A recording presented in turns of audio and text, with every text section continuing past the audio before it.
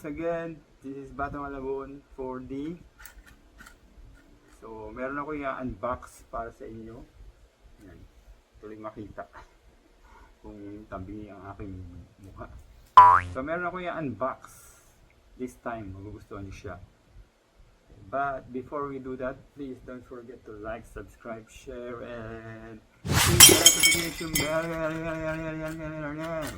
This is D. So, hindi ko na siya patatagalin. Ito ang aking item. Yan. Okay. Wow! Ayan, yung mask niya, mask. So, yan.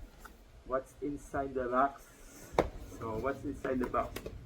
Sensya na kayo maingay, may dumadaang mga motor-motor. Madaling araw na. Ngayong dumadaan. So, what's inside the box? Smell test muna. Deep inhale. Wow. Mabango. Pero what's inside the box is wala na. Kasi eto na yun. Nasa box. Kaya nakita nyo, suot ko siya, diba?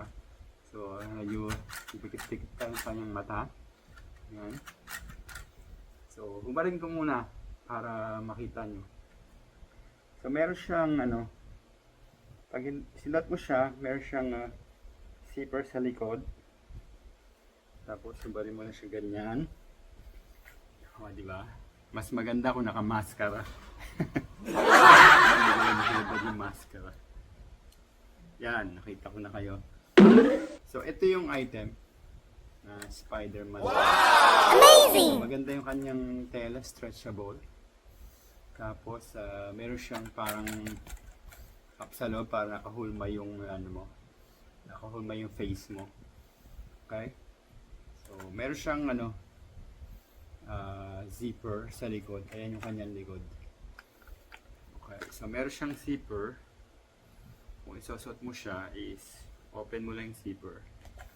Ayan. Pag kinlose mo siya, mag-fit na siya sa iyong mukha. Kita nyo, di ba? Ayan.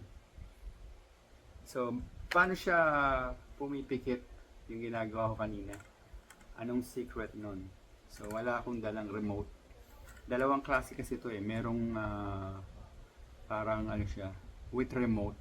So, kukontrolin mo siya sa kamay mo. Yung pagpikit. Pero ito, meron siyang secret sa loob. Ayan. Meron siyang secret dyan. Na pagka bumubuka yung bibig mo, ayan, sumasara-sara siya. Ayan. Sabay siyang sumasara, sabay.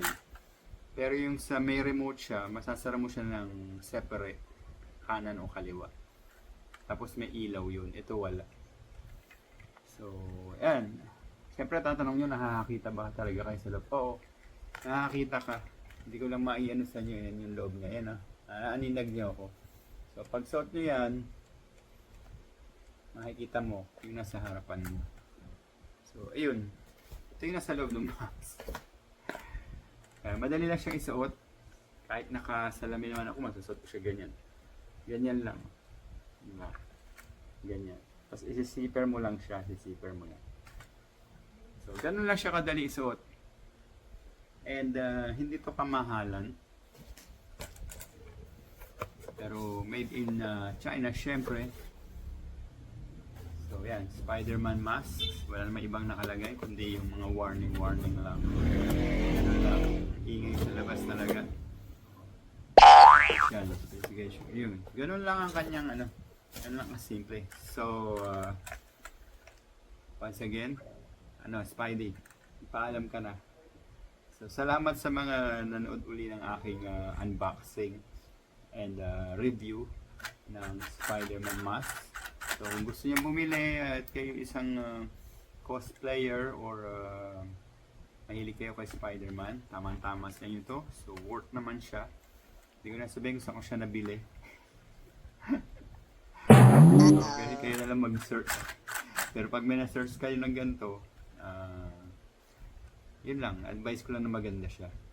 Lalo na kung fan kayo ni Spider-Man.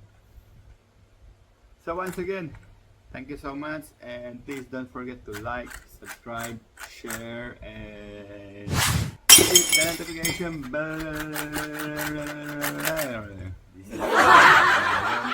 for the see you.